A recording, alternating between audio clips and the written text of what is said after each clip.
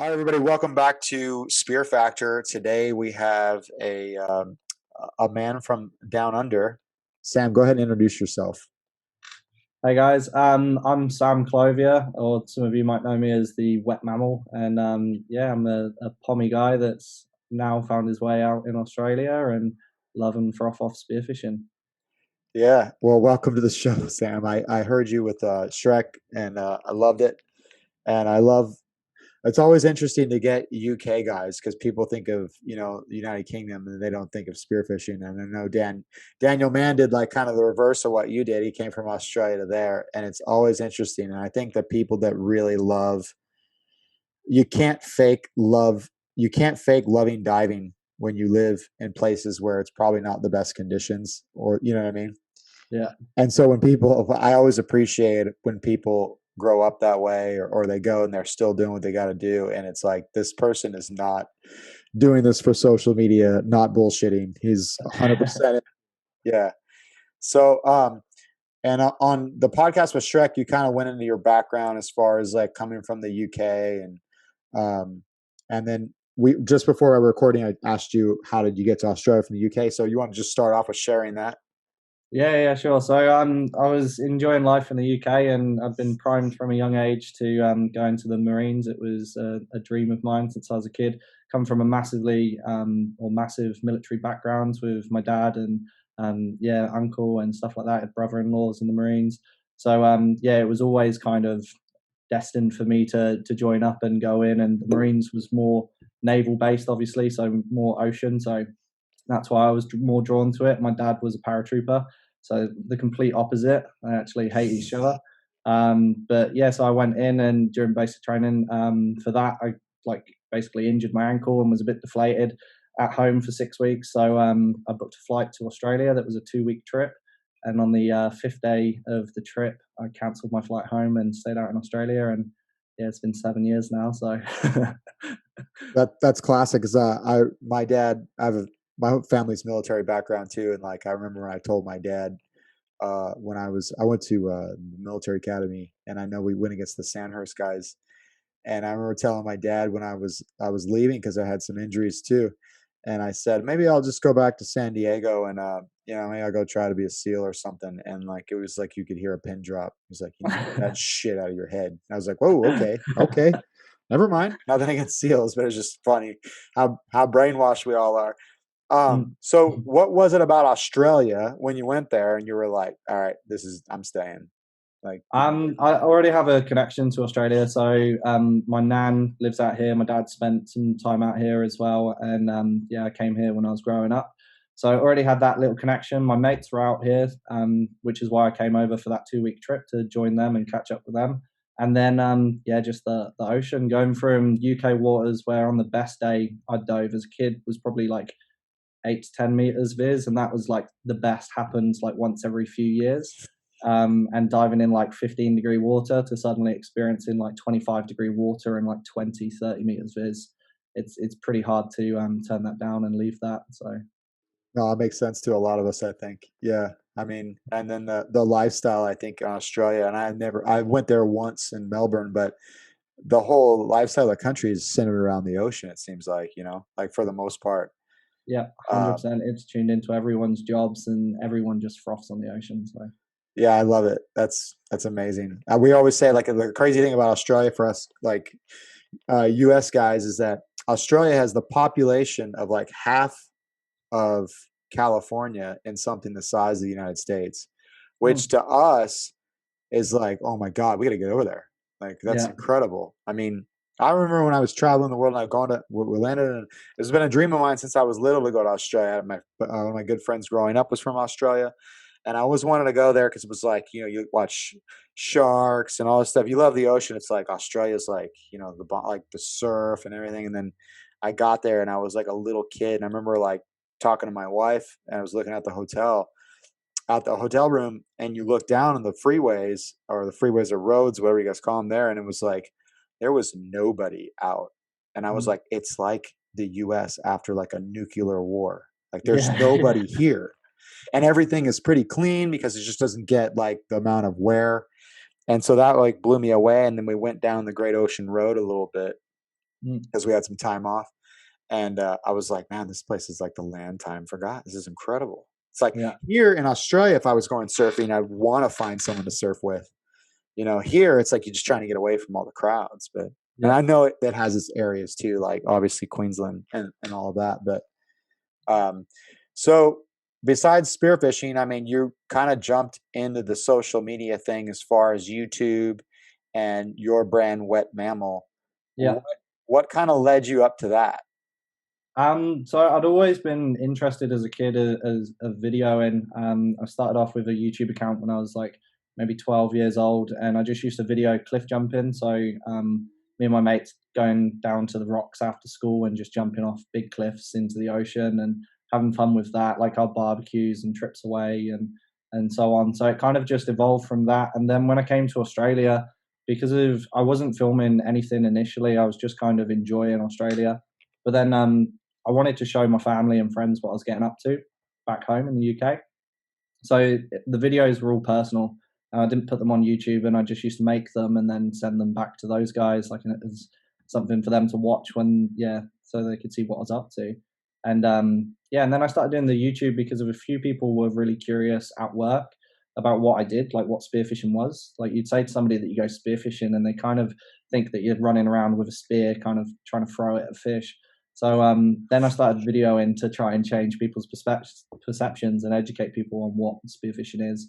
And then yeah, just seemed to kind of grow a little bit. And I really enjoy the editing, the videoing, the whole process. I absolutely love. So yeah, it just kind of developed naturally. I think it's amazing that you know, so many people fish throughout the world. Like fishing is just a way of life for so many people. It doesn't matter where you are, what class you are. Everyone fishes. Mm. But then you say something about spearfishing, and nobody has any idea what you're talking about.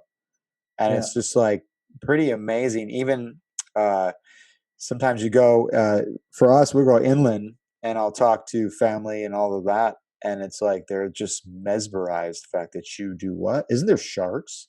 You know, yeah, the whole time it's always the shark thing. I was like, well, you know, um, and then you tell them, yeah, there is sharks. Like, whoa, you know, and not everything is great white, but yeah, so it's just interesting though that it blows me away how I think social media is a very powerful tool, and I've noticed this even on TikTok, which is kind of funny. Like how people will comment that they didn't even know what this thing is of fishing is, and like I can only imagine how many people, you know, their minds are probably blown when they see it, and they may not have the means to get guns, but they're going to find a way. And then again, in some cultures too, like in the Philippines, it's ingrained yeah, over time. But really amazing how I don't want to say clueless because that would be a negative term, but just how really naive a lot of people are to the fact that the way of fishing even exists. You know, um, yeah. especially with so many people depending on fish for food.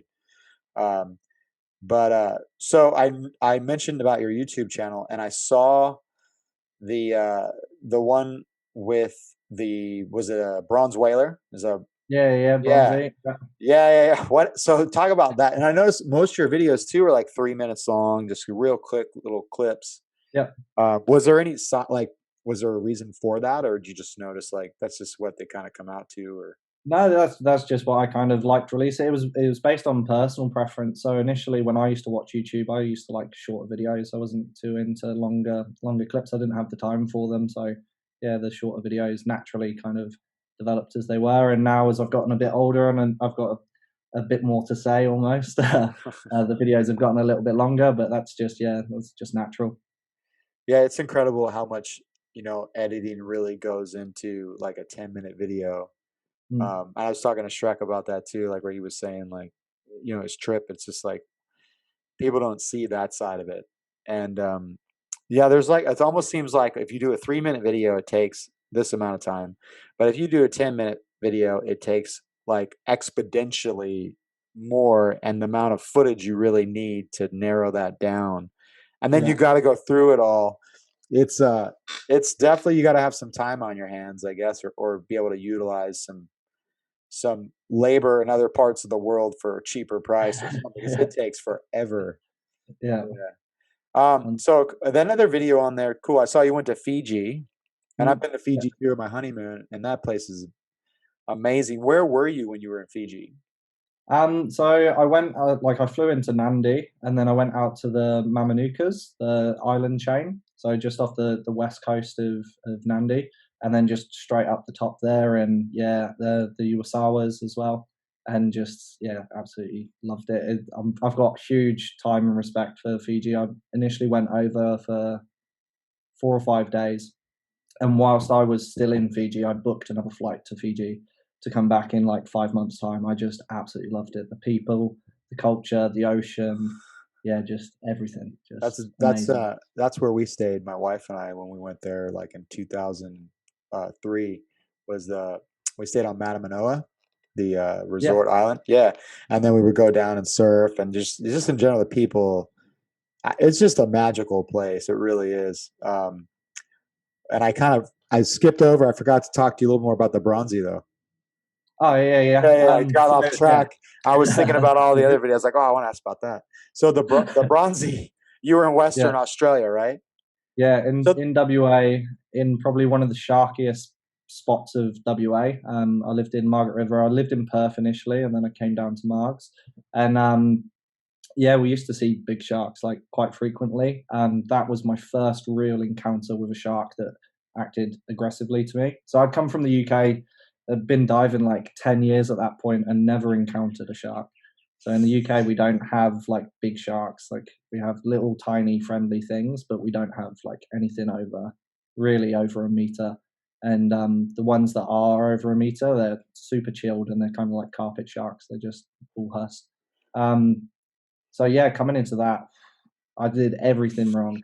I just shot a silver drummer, which is an undesirable fish, but I shot that fish and was feeding the boys with it, and we'd make curries and stuff, and that was good. But I shot it, and the vibrations from the fish straight away just brought on the shark. So I like pulled the fish into me, and you can see a fair bit of blood's coming out, and this shark just comes in hell aggressive. And instead of me defending my catch and kind of being assertive with the shark, I just chuck it the fish and swim back to shore whilst the fish is still on the end of the spear. So of course then the shark's in like a predatory mode where it's then like targeting this injured fish and coming back, and you can see the jaws open and stuff and snap down. So I got out of the water. I was diving on my own, and I was probably about 150 meters off the coast, and or from the beach where I was at. And I got off the beach and told the boys, they were all English, and they just didn't believe.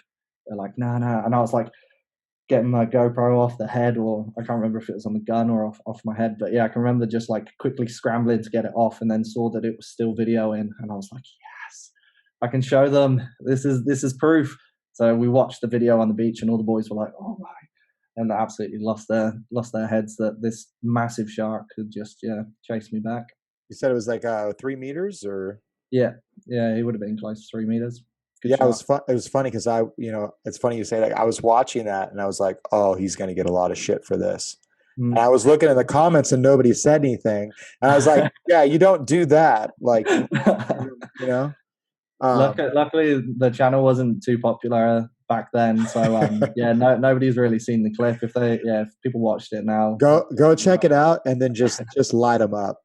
Go check them out, and light them up. much deserved. Well, the thing that I love about it, and I remember you spoke to Shrek about this too on Noob Spiro, was making mistakes. You know, and I think that that's the thing that kind of cracks me up, as far as like there's this old guard that's like, if you make one mistake, they just light you up, Yeah, rather yeah, rather than just being like, hey, like, just FYI, teach you. Because I mean, I think everybody's there when you make mistakes, and all that stuff. Fish ID, where it's like there's guys here that go and shoot like the California fish, Garibaldi, we call him, and you're like, yeah, no, dude, I took a friend out one time years ago. He was brand new, and he's like, I shot a shark. And that was like the pinnacle of like his life. He shot a shark, and it was a horn shark. And I was like, dude, you might want to just let that thing go. That's not like what we're looking for. But in his yeah, mind, that was like shark killer, or yeah, like you guys yeah, are talking about the big scuba knife, and it's like, yeah. yeah. Um, but I mean, everybody is at that point in some way, shape, or form in their life. So Uh, 100%. I always yeah, try and be as honest as possible with my mistakes because of then people can learn for them, and it's about creating that environment where it is okay to admit to things that you've done wrong, so that it's not taboo. Like because there's no point. With Noob Spiro, we went into me hyperventilating for as many years as I did, but right. there's no point of me keeping that to myself and just trying to protect my pride when somebody could be in danger. So like I'm quite happy to open up and say, hey, this is wrong. Like I did this, it was a mistake. Nobody's godlike out there, and yeah, we all make mistakes. We had a when you were actually sharing that, I was thinking about I swear, 20 years ago, that's what they taught us was hyperventilating. Like in a Yeah. way, like blow out for 10 seconds, right? Blow off all your CO2, you can hold your breath longer. Mm. Um, I was like, oh, okay. Then you breathe in for, like now everything it seems to switch to tidal breathing, you know. Yeah. But before it was just like get it all out, then just hyperoxygenate your blood, you're good to go. It's like, no, that's Mm. actually hyperventilating. But like you don't know what you don't know. And it's like, I had no problems. It worked. So okay. Yeah. Everything was Exactly. comfortable, you know? Yeah. Um no, it's I'm so glad that that you're that way because I feel like so many people try to not make it okay to be, I don't know, real for lack of a better terms. Um, Mm. I got a video where I shot this dog tooth, like an 80-pound dog tooth with a reel just because I was an idiot. And I know Yeah. a lot of guys do it, but that's not my preferred method, and nor was I prepared for that. Yeah. I was, I guess I titled it like I almost died, and it was kind of a facetious, but I felt like I was about to die as it's like water skiing through I felt like I was about to water ski through the water, and there was a lot of comments, but there's also like, "Oh, you almost died, really? I almost let go of the gun." I was like, "Okay, dude," but like the fact is, like, it scared the shit out of me. Like, Yeah. it was stupid, and it was stupid. And the other thing is, like, you not only put yourself in a risk with situations like feeding sharks, fish, whatever it is, like you put Yeah. your buddies, like, or the next Yeah. poor Yeah. guy that goes out there and dives. But Yeah. if nobody taught you, how the hell are you supposed to know? Yeah. That's Um, absolutely exactly. Yeah, so I actually really appreciated that. I was like, "Oh, that's a good talking point." Like, I Yeah. mean, sharks. Western Australia has always kind of fascinated me for a couple reasons. Number one, the surf, like Margaret River, Mm. and then the other thing, it just gets this like consistent. I mean, from the outside looking in, just consistent like firing surf, big slabs everywhere. It's just like Australia is just like wild, and there's Yeah. nobody there, and like um, some of the more popular like, Taj Burrow come out of there and all of that stuff. But like the other side is the sharks. And then the water's really clear, like for the Mm. most part, right? Yeah. So every time I look down, I go, it's like beautiful, clear. But then you get like it seems like you guys have like a mix of like tropical species or warm, temperate species, and then cold water sharks and warm water sharks all mixed together. Yeah. And Barry Paxman, like you look at where he's going, I guess he goes a little northern Australia or northern West Australia and shoots, big wahoo and all of that. But that area to Australia just seems like the Wild West. Yeah. Was it like, it's so weird. Like, Absolutely. Yeah. how do you have a bronze whaler come in, right? It's like pretty much warmer kind of shark. And then you just got these massive great whites swimming Yeah. around and this beautiful clear water. Yeah. Like, So, same spot. I can remember being at Margs, and there was like a resident seal that was there for a couple of months, and a guy got knocked off his surfboard and thought it was a whale. In fact, it was so big, and it turned out to be a great white, and that was the day before. And then we went down to the beach, and like there's a rock pool kind of area where you can have a good swim in. So we were just swimming around in that, and yeah, watched this seal, and this seal went in, and then there was a bit of commotion, and like we left the beach and we went back the next day, and some locals told us that the seal just got like absolutely smashed like 40 meters from where we had been swimming like a few hours before. So this yeah, the poor seal was never seen again. yeah, um that's frightening. Well, so I yeah. mean, the thing that I always thought about Australia, which is Western Australia, because of the viz, and I don't know, do they have good viz most of the time? Is that the deal? Or? Yeah, yeah, absolutely. I couldn't believe it. It depends kind of where you live. I think in like Shark Bay region, it gets a bit dirtier, and then like Exmouth, it can get dirty up there. But generally, where I lived in Margs, and then down near Albany, like right down in the south, it was always pretty blue. Like yeah, especially in comparison to the UK. Right. Yeah. Seriously. And then So it's like you have clear water, you got these big sharks, and it always like for my little rule out here was like anytime it's real murky, if it's where I'm diving, and if it's a sharky place or whatever it is, that's just a recipe for a bad day. And especially up in northern and central California where they have bad visibility and real big sharks, they're just more popular. There's a bigger population up there, I guess. Maybe not. I don't know. There's a lot of sharks everywhere, I guess. But I noticed in WA where it's like clear water and you got these big sharks. And I wonder how much of an impact that plays in like shark attacks, or just sharks coming by. I wonder how many people see them, like, because it seems like there's a pretty healthy population and they don't Yeah. get attacked because the shark's like, no, that's not what I'm looking for. I'm looking for the fat seal, you Mm. know. Yeah, it Um, definitely has heaps of shark attacks. I mean, the boss that I worked for over there, he was a pom, and he went over because his best mate was Aussie and invited him over, and his best mate was killed by a shark. And I think I knew three people that were directly affected by shark attacks in Margaret River. So that's just Margs alone. Like, but that southwest region has got so many shark attacks and shark sightings and stuff, and it's not populated, which is crazy. Like it's the population to shark ratio must be quite high. yeah, I think that's the scariest thing is that,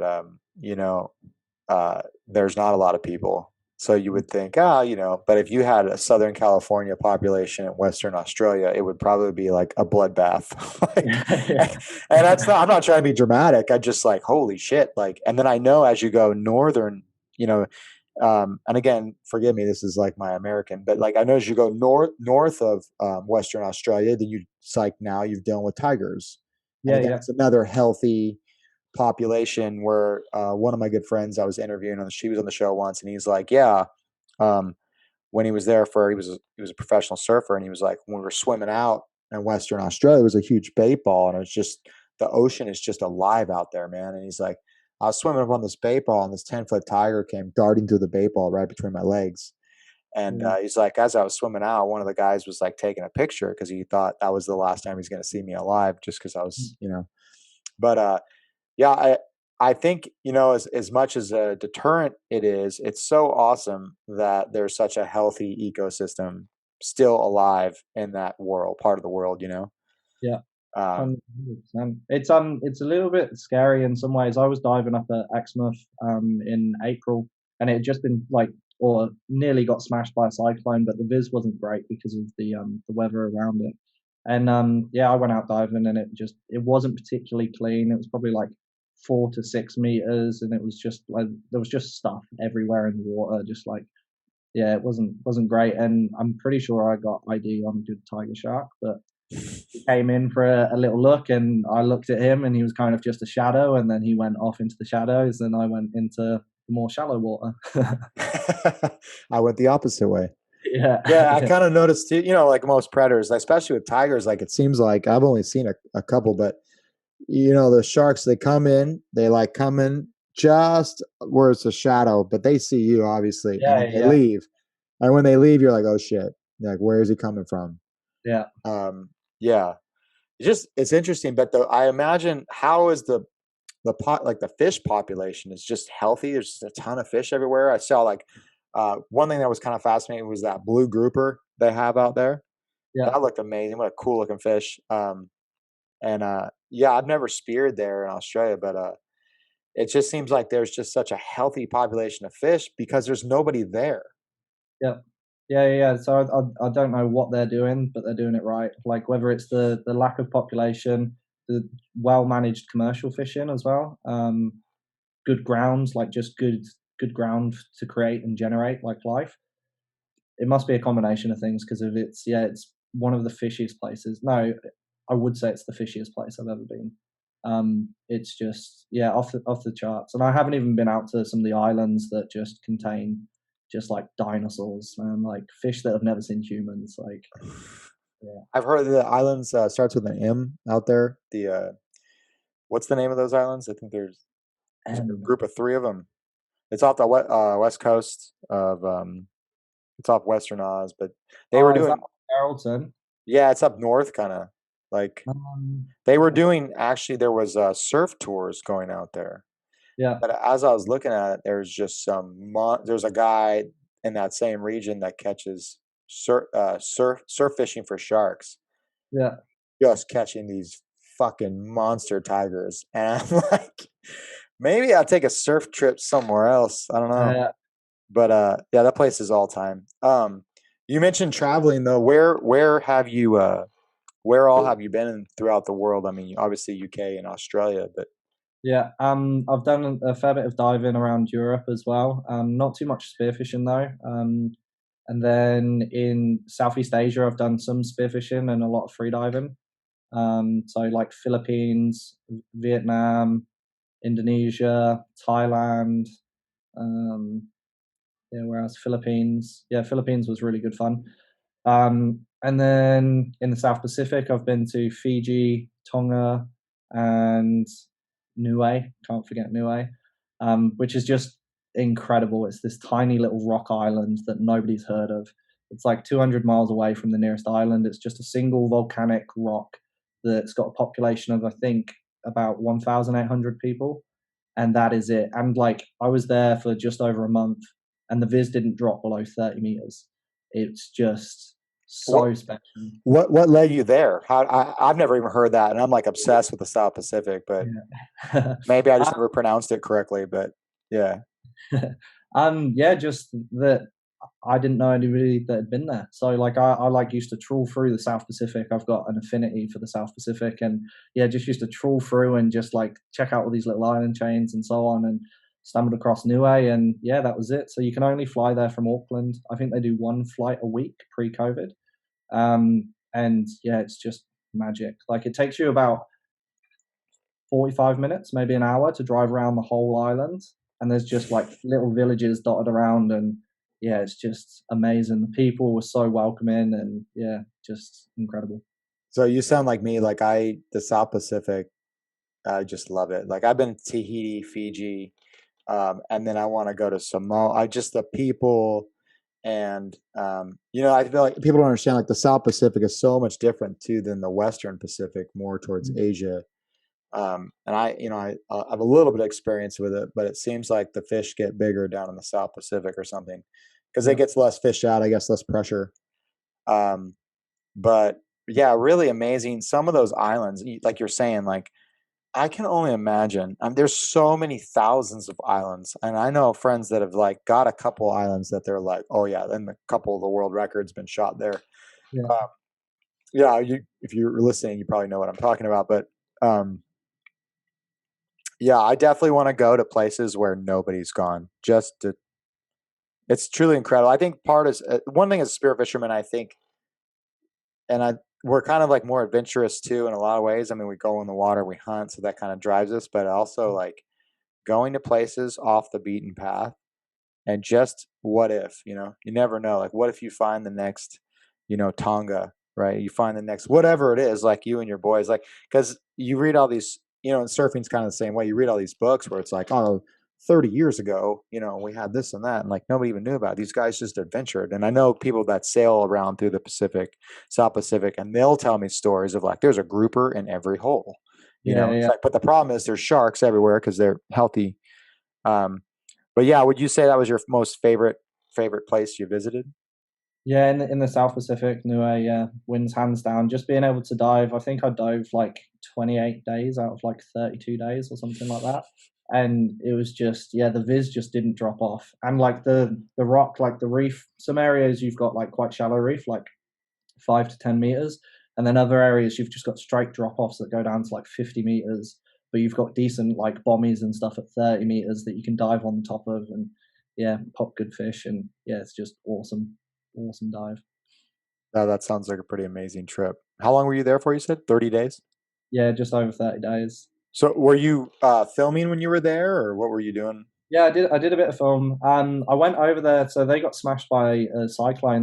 They've got a pretty prolific cyclone season, and I went just after it. So I went to kind of like help rebuild a little bit and just volunteer. I didn't do it through an organization, just organized it through Facebook. They've got a Facebook group for the island, and it's actually really active. So I just posted in there that I wanted to come over and help out if anybody was available, like if anybody needed any jobs, and that I had a bit of carpentry and I can wire things up, like a bit of a Sparky background as well. So yeah, was just keen to get over there and help and dive. Obviously, that was Yeah. another reason to go over. So yeah, I did some volunteering in a cafe and like built some toilet blocks and rebuilt a kitchen and some homes and stuff like that.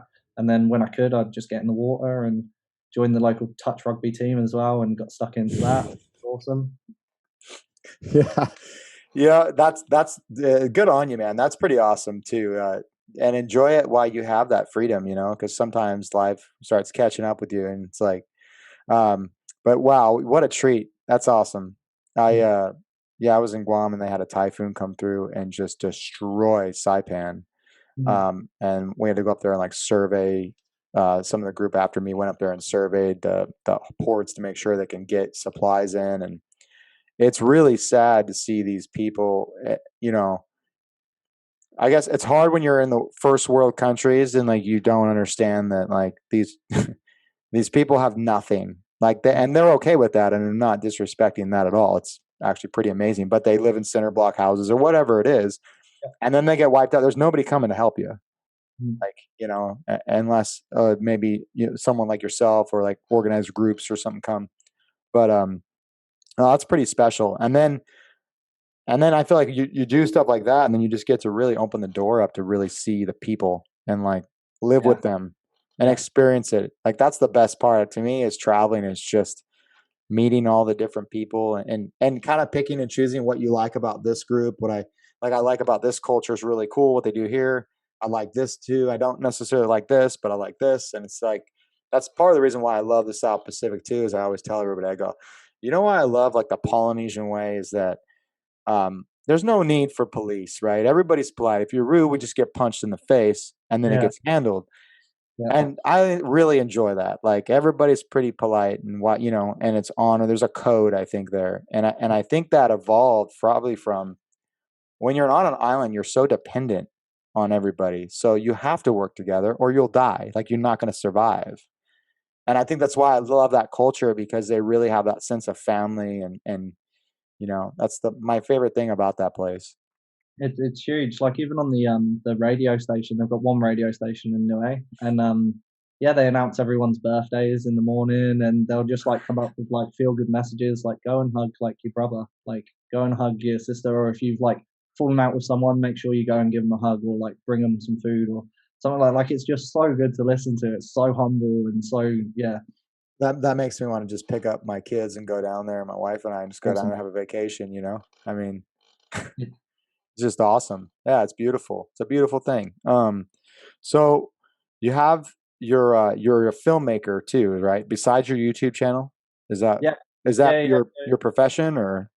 It's something that I've fallen into a little bit for due to COVID. So I was an event manager, but COVID's kind of killed the events industry for a little while. So I actually just tried starting it back up again, and I got 3 days into an event, and then we had to cancel the event because we've had this flare up in Sydney, which is no fun. But I've been doing some video editing for a travel company, which is quite funny.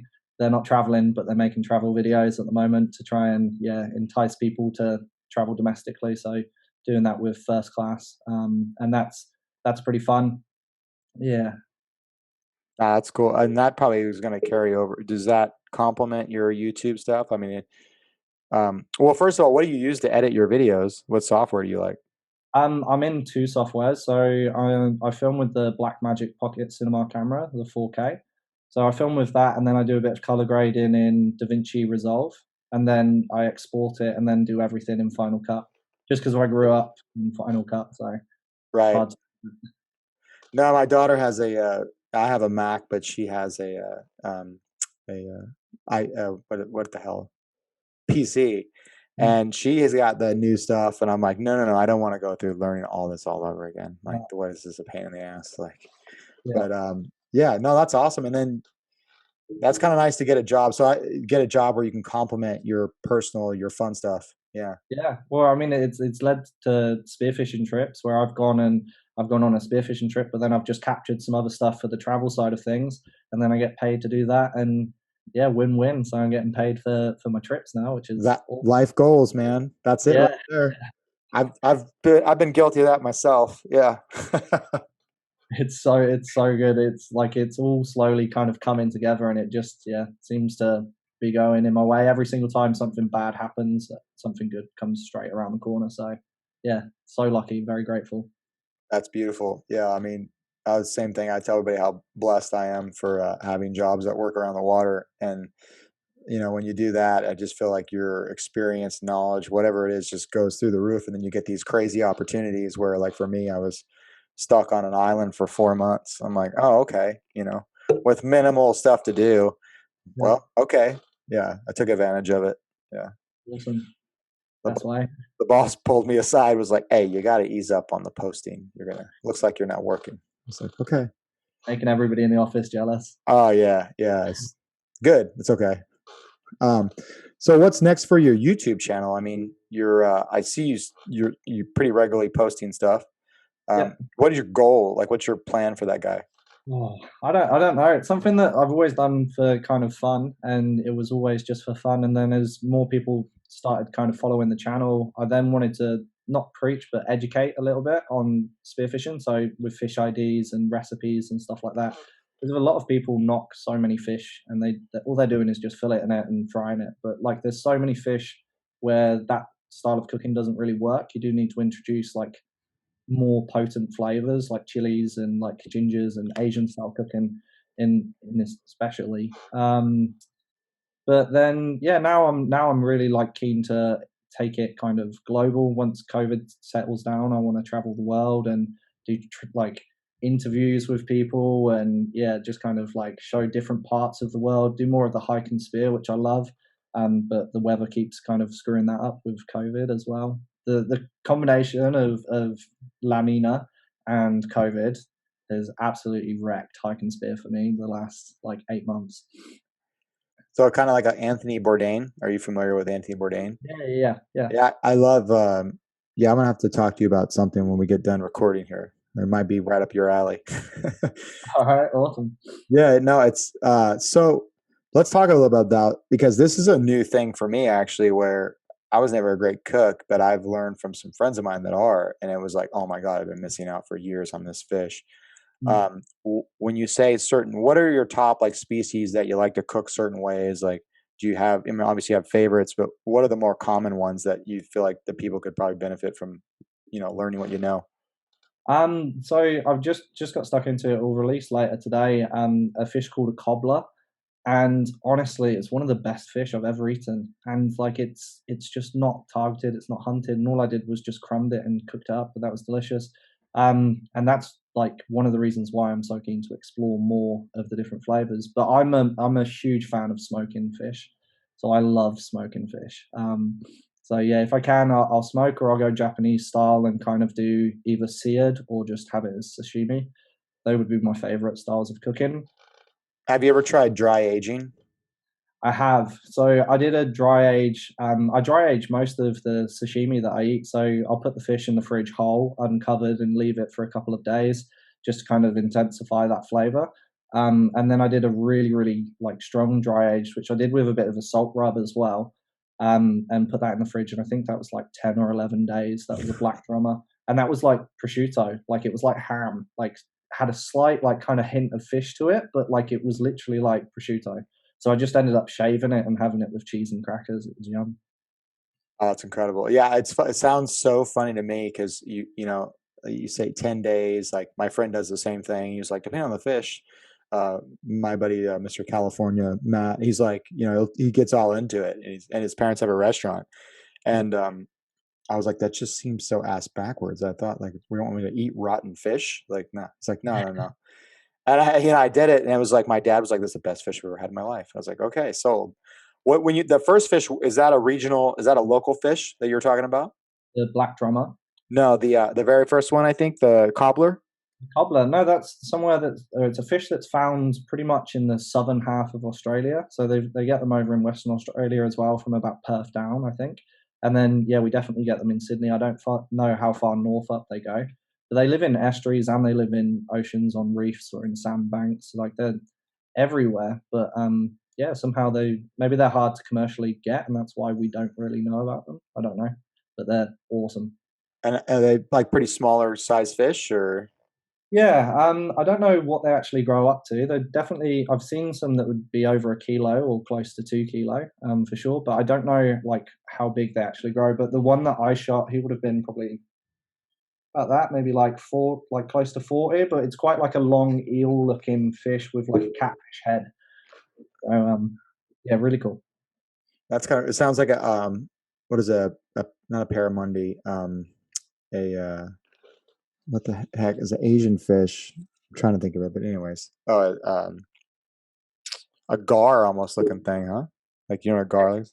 Yeah, it's not quite like a gar. Like just picture, or for me, a gar's like really really long and thin, but this guy's like slightly fat, and he's got like an eel tail, Okay, um, and then like a catfish head with like whiskers.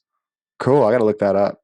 That's really Yeah, cool. Yeah. awesome fish. Um, no, I think it's great, but the funny thing is, what exactly what you said about the commercialized stuff. I think some fish, like I know dogtooth, do really well because they don't school up, so it's hard for them, you know. And I know they don't even really highly prize it in parts of the world, which is comical to me. It's pretty good, but I love the fact that they don't school. They can't get them. You got to like handline fish for a lot of these animals, and I think that probably saves a lot of them too. Yeah, But then, like you said, you know, the smaller grade fish, like people don't hunt them, and I'm convinced it's because they don't look good when you hold it up on a camera. People yeah, yeah, yeah, don't get it, you know. It's like oh okay, like moose, right? Like moose are amazing yeah, to hunt. Like I shot the smallest moo I've ever shot in my life. It was the first moo, and yeah, I was like, number one, I hit it, so I was really excited. But I was like hiding under the, you know, down on the reef, jump out, ha, and like shot him, and I was like, yes, you know, it feels good to hunt a fish like that. But then people are like, oh, Mike, do you realize how hard these fish are to hunt? Like, yeah, yeah, yeah. you know, um, and then someone will throw up like a giant, you know, a big tuna or something that swam right up to their face and they shot it, you know, just like nobody cares. Yeah, yeah. It's funny how like the perception of fish, like yeah, you can come out with like a small like Japanese big-eyed brim or something like that, like a moo, and it's not that big and nobody really pays much attention to it. But then if you come out with like a huge mahi that you literally just jumped in the water and floated by it and shot it, Oh everyone's yeah, like, oh. But like when you spear, that's when you know like the right. challenge that makes it. Yeah, the mahi is like the I don't want to say dumb as a disrespect, but like just swim right up to you. It's like really. I mean, I've poked them before, you know. Like Yeah, yeah, we have yellowtail are kind of like that too here. Basic kingfish or kingfish, but yeah, the big ones tend to be smarter though, and they do stay off, and you got to hunt them a little bit. yeah, That's level just for the hunt. But yeah, I think there's like this perception of the people that don't understand, you know, the whole at the root of everything. It's like you shoot these animals, you kill them because you're gonna eat them, and yeah, like yeah, and I have a lot of respect. I know guys that have never shot any really big fish, but they've been diving probably 40 years yeah. and they just go in the water and they shoot like guili or whatever it is in Guam and rudder fish or just smaller fish. Mm. And it's perfectly content. I just have so much respect for people like that who have managed just to avoid all the bullshit and just, you Yeah, know, they do their thing. It's so great. that's Um, awesome. I yeah. I So, haven't shot fish over 20 kilo until this year, and I've been diving since I was a kid, so, like, that's, like, 15, 16 years, and I haven't shot anything huge, like, not even over, like, 10 kilo, really, like, everything's just always been fish for me, and even when I come across, like, a school of, like, bass in the UK when I was a kid, like, there's no need to shoot the biggest thing, like, I'm just happy taking what I want and, yeah, just plug a nice fish, whatever presents me with the good shot, but it won't yeah, almost always it wouldn't be the biggest. Um, but as I'm getting a bit older, like now I'm definitely keen to shoot another tuna. But yeah, it's just a different experience entirely, and the meat was so good. So yeah, funny how well, it. a couple things there. Like one, the tuna was, I want to talk to you about the tuna, the bluefin, right? Southern bluefin. Yeah, Um, because I saw that in the picture. I think the Shrek you sent Shrek and he showed it. yeah, And then the other thing is like, yeah, I feel like as I don't know, some people, and I'm guilty of this too. I don't, but it's like when I was younger, spearfishing, it was, oh, I'll just swim around and then okay, I didn't see, and I'll just shoot one fish and I'll go home and because I didn't want to deal with filleting a bunch of fish, so I just shoot one nice calico bass and I'm good, or whatever it was, sheep's head, just one fish and I'm good. And then now, as you've done that over and over again, for me, it's molded into I'm not pulling the trigger unless it's something significant, Yeah. Yeah. which in its own way is kind of a sense of being select. I mean, it is being selective, and it's being, as long as you're aware of what you're doing when you pull that trigger and the impact that'll have. But yeah, I mean, one of the places we dive, which I love, is this is a cool picture in my mind still of like getting vortex by like 20-pound kingfish, which are decent sized kingfish here, yellowtail here. And you're just like, they're like little rats, you're like, guys, get out of the way, get out of the way, get out of the way. There's a big one right behind there. And you swim among, and it's kind of cool. And the thing I like about that, which I tell a lot of people, is when you do that and you're very selective, the ones you're not going to shoot, you can try out things on them. You can like Yeah. Yeah. see how they respond. You can throw a piece of kelp and see if they check it out. And that actually where I learned a lot of my little tricks that I do hunting is just from playing around with the little guys and the medium guys that I probably would have shot, 15 years ago. But now I don't really want to bother with them. And, somebody else has their turn with them, not me. It's all good. But you're, and I feel like, yeah, as spirit, sometimes we just graduate to that. And then, but I remember being younger thinking trophy hunter's bad thing, trophy hunter, trophy hunter. Yeah. Yeah. And now I have a different feeling about it. Like, like you let a lot of fish go, and you just wait for that one boy. But speaking of trophy hunting, you're southern bluefin. Yeah. Yeah. So let's talk the story about that. I want to know like where are you at and like with the situation, because it's as California we have our bluefin out there right now, and Yeah. it's always interesting to see how fish behave or the situation, or is it similar than where we're at. Yeah. So there's no real like heroic story to it.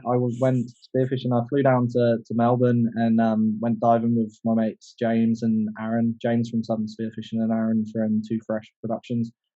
And James is a wizard for Southern Bluefin. Like the guy, he essentially is a bluefin tuner. Like he just knows exactly how to get to them, where they are, where they're going to be, depending on like the climate and the weather and all the rest of it.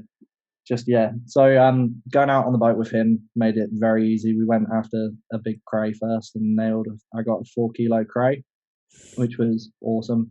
And then we went blue water, and yeah, he literally just pulled us up to a spot, and he could see the tuna. I couldn't see what he was looking at first, but he could just see the tuna, and he was like, "They're over there." So he like slowed down. He was like, "Jump in. We won't shoot these ones. Just jump in and go and have a look." And I dove down and just yeah, probably like 40, 50 tuna, like 20 kilos plus, just swimming by, and I was like, "Wow." So then we jumped in the boat and then drove to a different spot, and he kind of set us up, and me and Aaron both went in different directions, and I just felt good about the direction that I was going in, and I like popped my head up and looked at James, and James was like thumb up, so I just like had a dive down, and yeah, was down there. I don't even know how long. Like could have been 10 seconds, could have been 40 seconds. I don't know, but these fish just came by cruising by, and it was just the coolest thing. Like yeah, they were so cool underwater. They're cooler than seeing like a big school of kingies. They're just amazing to see. And yeah, lined up a shot and pop got him. I would say it's like being in National Geographic. Like my Yeah, very first time ever diving for bluefin was I got vortex by 200 pounders, yeah, and I didn't know any different or anything. I was like, oh, so this is what. Wow, and they were just like going around me, and they were like it seemed like they were so close, but yeah, yeah, just incredible fish. I mean, it's like you said, it's totally different than like where kingfish, like, and I'm not sure exactly how they are down there, but they're paying attention to you, really. Like they're really paying attention to you, and yeah, they're kind of like, whoa, act more like schooling fish. Or bluefin are just kind of doing their thing, and you're just kind of an obstacle in the way, and yeah.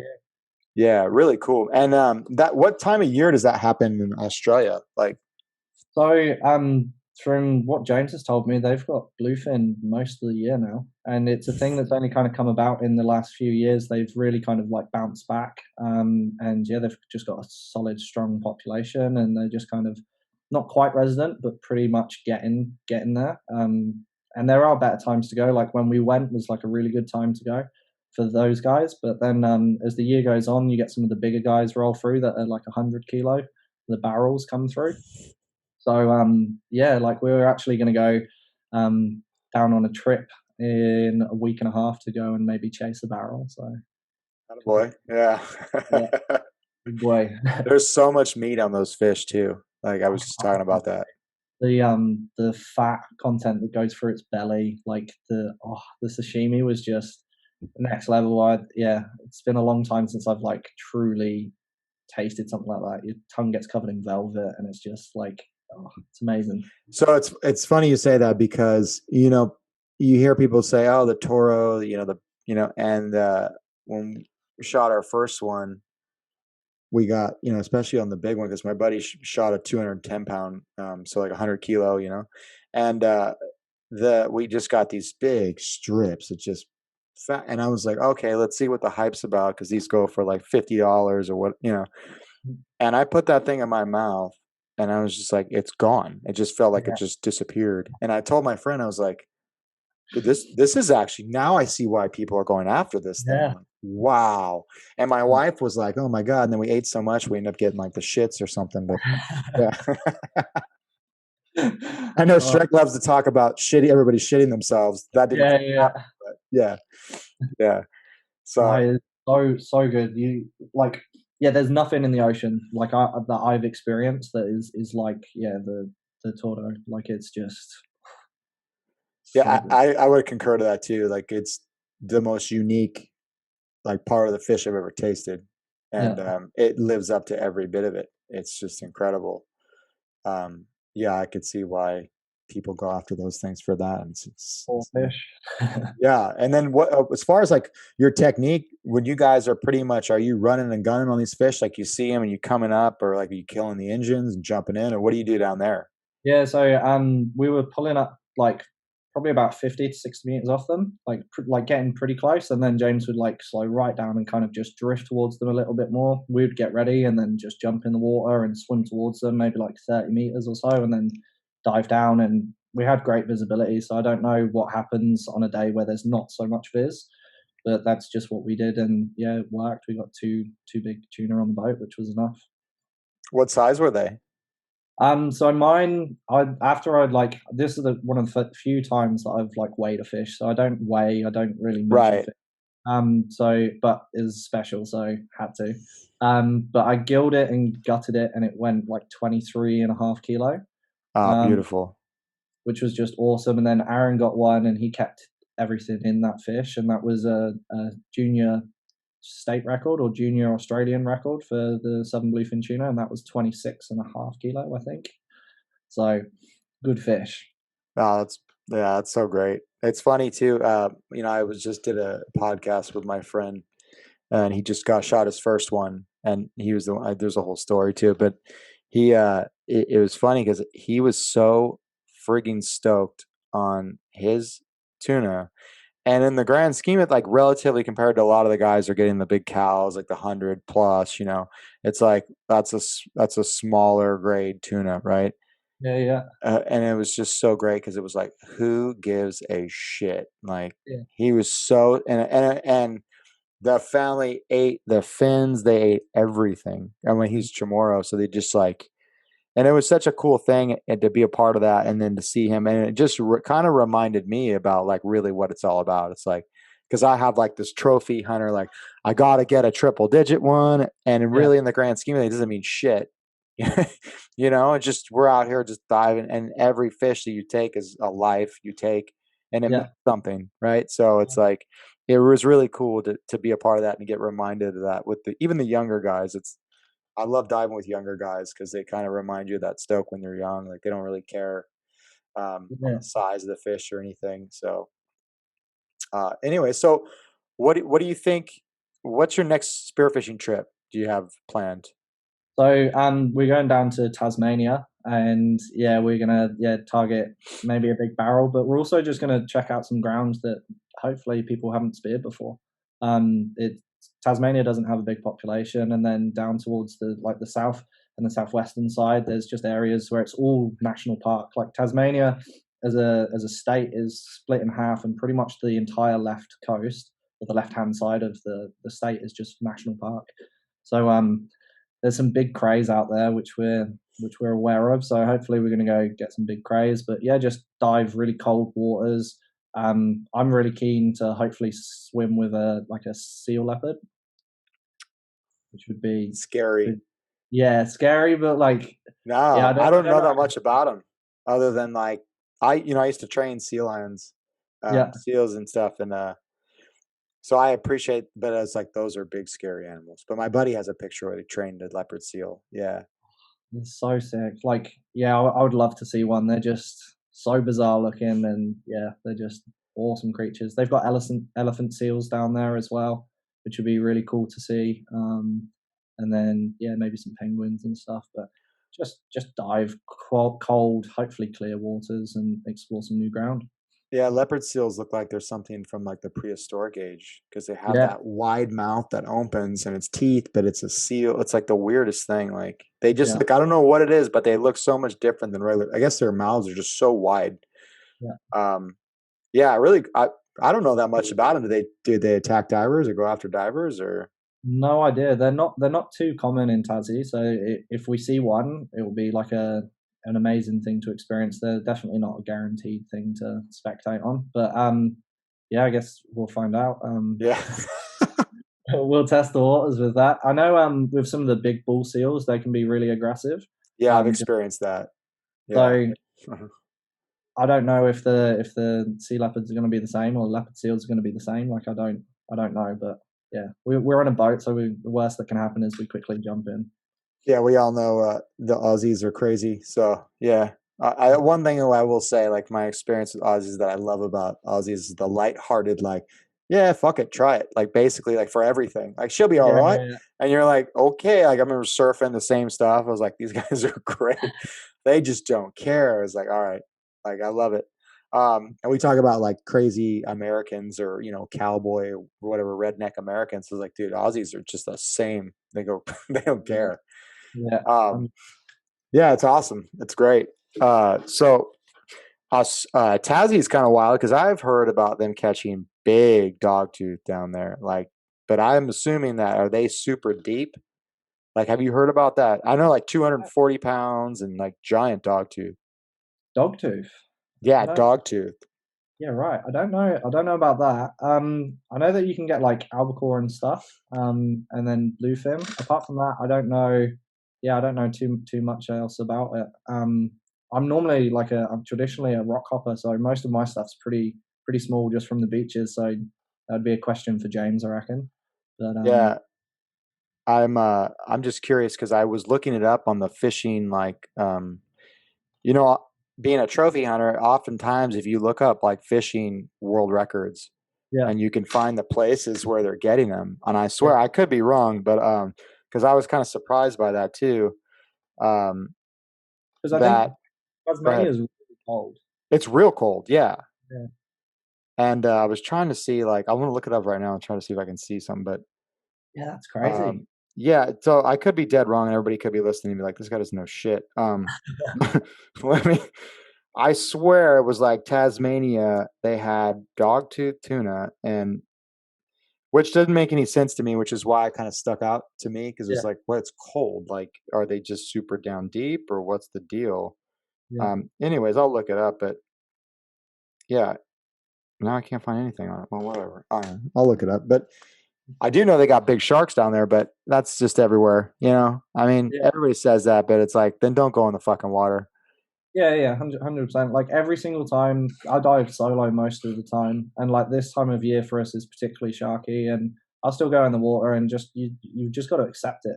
They're sharks. You just need to be a bit wiser, and probably like just change your dive habits a little bit different. So try not to find yourself like 200 meters offshore. And if it's like super shit viz, just don't go out, or like just rock the shallows and just look for crays. Don't go into anything that a shark could be in. Yeah, just got to be smart. But at the same time, like I don't want all sharks dead. They're an important part of the ocean, and Right. we've just got to understand, or we've got to understand that we're in their territory, and that's just that. That's how it goes. Yeah. I mean, yeah, exactly. I totally understand that. So you dive solo, and everybody knows, like, everybody talks about dive with a buddy, all that. And for years, I just dove solo too because there was nobody to dive with. Um, and or fish we hunted. It was just like so. And I just wrote like a blog about this. But how do you personally like mitigate the risk of diving solo and not blacking out? I mean, you said you're a rock hopper, so I'm assuming like you just pretty much like the look in the reefs, the shallow areas, or Yeah, the general rule of thumb: don't dive below 20, like on my own. So I don't have a dive watch or anything, so I kind of just eye stuff in, and I could be completely off. And like I think that I've done like maybe 45 seconds down on the bottom, and I'm like, yeah, okay, this is my limit. I'll go up now. And then when I watch the video back, I'm like, shit, I'm a minute 30. Like I shouldn't be doing this. So that's a bit like hairy with diving on my own, but I try and always like, yeah, just be smart. And I grew up in the water, so I don't know if that's given me like false confidence throughout the years that like I will be okay because I'm always okay. I've only really had two really like close encounters with problems, and one was a crayfish in WA, and that was only in like 8 meters of water. And he was just really stubborn. Well, I was really stubborn to let go of him and give up on him. And I just found myself going up to the surface, and I got the cray, and I just felt like I came close to, I got samba, so I came close to the blackout, and I felt amazing. Like my legs went like jelly and felt good. Like my hands were tingling. I felt really happy. Like I felt like I was high or something. I let go of the cray and just kind of like enjoyed myself. And then I was like, whoa, like almost like snap out. Like, I don't know if it's just oxygen coming back to me, but it just like vanished like instantly. And then I was like, shit, okay, call it a day. So I got out, and that's when I put myself on my first freediving course, was just because of that incident. I was just like, wow, that was pretty scary actually. But yeah, weather. So just try not to go out in super hairy weather. Viz plays a massive part of diving solo. Like if it is pretty average viz, then I probably won't dive deeper than 8-10 meters. Yeah, just play it on the environment. I dive spots that I am really aware of as well. I wouldn't go testing out new spots in bad viz solo. Um, so yeah, always try and make the best of the conditions. yeah, it's funny. Where you were mentioning about the just before you black out and the euphoria, that kicks in. I had the same situation during like some military training. We were swimming underwater, and me being like a meathead, it was like the opposite of what you're supposed to do. Now that I know better, it's like I'm not coming up until I make the distance, rather Yeah, than just relax, dude.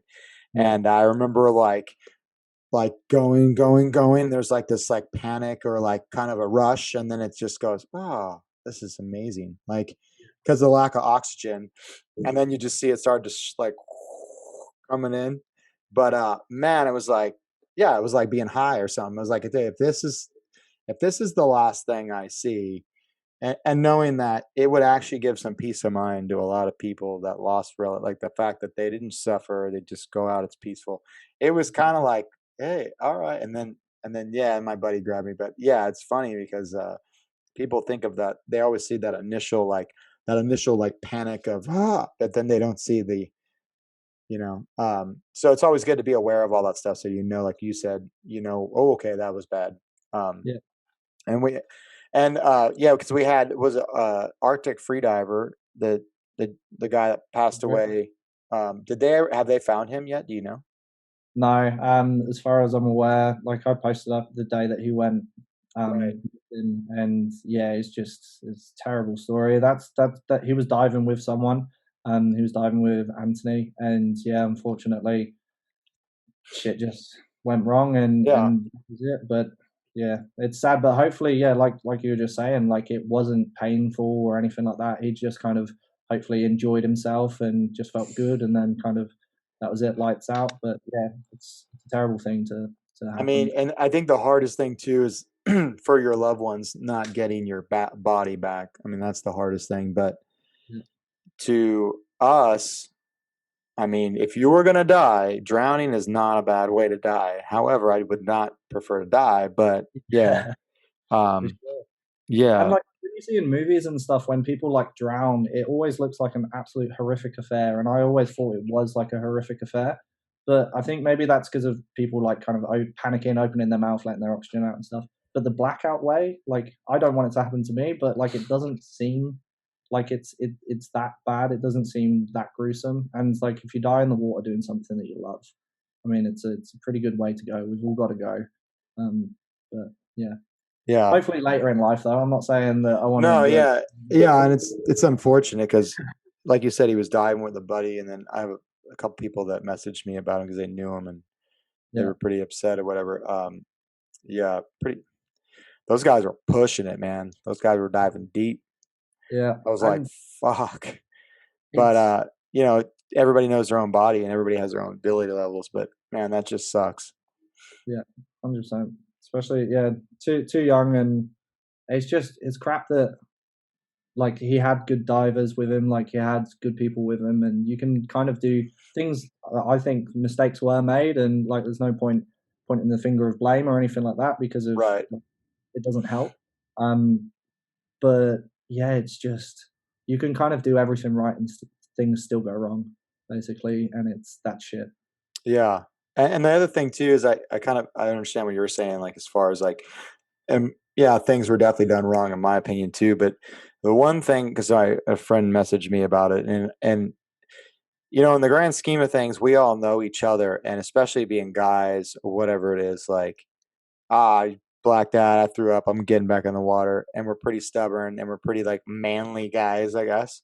Mm, And you know, you can't force anybody to do anything they don't want to do. I mean, everybody makes their own choices. We're all adults here. Your yeah, buddy, you know, I always say like when I was working for the Navy as a civilian, I was like, I can advise you not to do this, but I can't. You can do whatever you want to do. I'll yeah, advise you not to do it to try to mitigate the risk. And if it happens, this is what we do X, Y, and Z. But yeah, yeah, I mean, again, I don't like anybody Monday morning quarterback unless it's to the point where we can learn from it, you yeah. know. But playing the blame game, if somebody made a mistake, they have to live with that shit anyways, and that's Yeah, terrible, you know. yeah, it's pretty horrific. I so Anthony's a aim right diver as well. We're both sponsored by aim right, and I dropped a message basically just saying what I felt, and then he dropped his message back and completely valid response. And then I realized, like, hold on a second, I'm pulling up a guy who already knows what could have like happened, like in future, like what you probably should have done, and he's going through so much shit like in his head. He was actually there, like that's horrific. So then it was more just trying to be there as a mate as opposed to say like, hey, this was done wrong or blah blah blah. And it's so Right. easy to say in hindsight, but the main takeaway that I have for it is that if somebody does samba or whatever, they might not be in the best mental state to make the right decisions later on. So you got to kind of treat it like a drunk friend. Like sometimes if your drunk friend, That's a perfect analogy. That's a yeah, perfect sometimes yeah, you've for got to sure. take responsibility for your drunk friend. Even though they're being stupid, they're an adult, they can make their own decisions. Sometimes you have to just take that like extra step and say, actually, you know what? You're not in the best capacity to make the decisions at the moment. I'm going to make the decisions for you. But that's, yeah, Yeah, no, it's a tough one. And then, you know, like the way always everyone always says no fish is worth your life, and it's easy to say that, but when you take a step back and you're like, hey, this is real, this could happen. You know what? And I'm assuming too, because I've had some close calls, and you look back, you're like, I almost died over that stupid ass fish. Like that was a yeah, small fish. yeah, Like what a waste. yeah, I'd be so mad at myself, you know. And yeah, everybody's like Monday morning quarterbacking and stuff, you know. It's like, yeah, well, shit happens. And the one thing I'll say too, what I noticed with a lot of people taking freediving classes, which I think are good as a whole, but it's almost like giving a teenager a dragster, like a car, yeah, like where yeah, they're like, "Oh, I can go to 100 feet, no problem." But the thing is, you can do that, but you don't understand. Everything exponentially increases, you know, when you the deeper you go. And yes, you can do that, but you might feel great, and you don't know. I mean, and I just say that having been gone from the other side where I was diving to like 60 feet, you know, 20 meters my whole life, because I never took a freediving course and there was never really a need to here to go much deeper than that.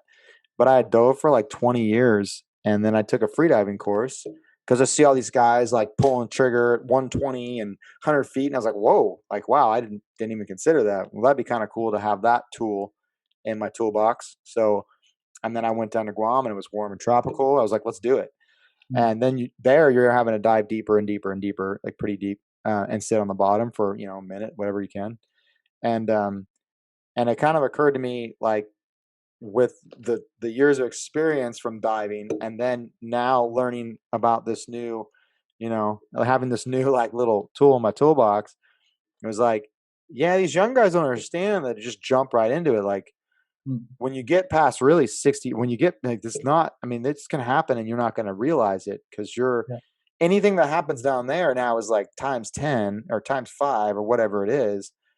You know, staying 10 seconds longer at 100 feet is different than staying 10 seconds longer at 50 feet. Like, Yeah, and then when you're young too, you're always so damn like indestructible. Like, you know, I yeah, mean, I get it. Like, I was the same way. Like, I'm surprised I've lived as long as I have, but like with some of the stuff I did, you know, shit, like, um, but now you're giving these younger guys, and they're just like, and then the whole social media thing, like, oh my, pull the trigger at 120, you know, and yeah, like, fuck that, I'm gonna pull the trigger at 130. Like, I watched with my buddies in freedive, and they were going like 130, and it was like the next day was 135, and they were talking shit to each other, and it was like, which is all good and fun. Freediving is a little different because it's all planned and you know, but then those same guys were hunting at like 60 feet still, like yeah, 70 yeah, feet maybe. And I always thought that was very interesting to me, even after diving all these years, to watch them because they were more advanced at the deeper stuff. And it kind of made me think about it. And then we had an accident with some local guys, younger guys, and they're like the up and coming guys, you know, and they're like diving deep and they're, you know, they're charging.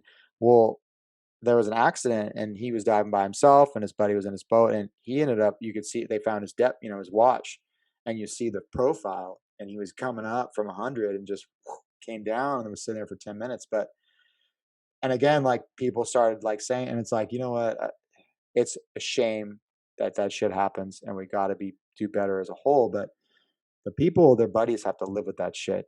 And I have a yeah, lot of friends that had a lot of bad things happen and feel guilty about things or whatever it is, and things we've all done when we were younger. So that's not really my story to judge or anything like that. But guys, just be careful when you're diving deep. You know, yeah. it's just different. So, Yeah. anyways, that's as much preaching as I'll do, I guess. My wife wasn't here to say, "Hey, Brett, shut up." Um, anyways, well, Sam, thank you so much. And can you give us a little insight on like how we can reach you? Yeah, yeah, yeah. So the YouTube channel's just Wet Mammal. Facebook, Wet Mammal Productions. Instagram, Wet Mammal, and then I've got a website which has got kind of everything together in one, which is wetmammal.life. So www.wetmammal.life. Nice. I like the consistency. Hmm. No, and I'm Yeah, looking forward to seeing you shoot a big barrel, as you guys say. yeah, Nah, yeah. it's good Hopefully, stuff. Yeah, I yeah, mean, you'll see. Like it's incredible experience. It just that one thing I'll say, like you said about shooting the bigger fish, is that it's just like, wow, this thing is powerful, and it takes like a whole crew. And what an amazing thing, you know. But that it's like that's a once. I now have enough tuna for a year, so I'm good, you know. yeah, yeah, yeah. Literally, you're calling your friends up, but yeah, it's pretty awesome. Well, I really appreciate you taking being patient with me and scheduling everything. And then with me with the mic dramas, so it's all good. Oh, it's all yeah. It's just it's been a pleasure, and thanks again, Shrek, for messaging me about you. Yeah. Oh yeah, cheers, Shrek. And Yeah, thank you so much for having me on, man. This is absolutely awesome. And yeah, quality bloke to have a chat to. thank you. Yeah, I'd like to like just share. You know, I love to share the where you are in the world with us because it's so distant, and then there's different things, and it's always cool to get a different perspective on things too. And I think us Americans, we love the Aussie accent. It's hilarious, and your sayings. I think what was it today? Shrek said something about on my Facebook. He said some Aussie phrase, and I was like, I don't know what the fuck you're talking about. And he's like, he's like, oh, I explained the whole thing. So, anyways, you guys are great, man. And yeah, and hopefully, maybe one day I'll get a chance to dive with you down there in the UK or wherever. So, That would be sick. If not, I'm hoping of coming out to the West Coast maybe next year. So I'll tee up oh, with you. yeah, I'll be here. Yeah, awesome. Definitely hit me up if you come out here. Yeah. Yeah. Thank you, Sam. I appreciate your time, brother. Awesome. Thank you. Have a good Thank you. one. Cheers. All Take righty. care.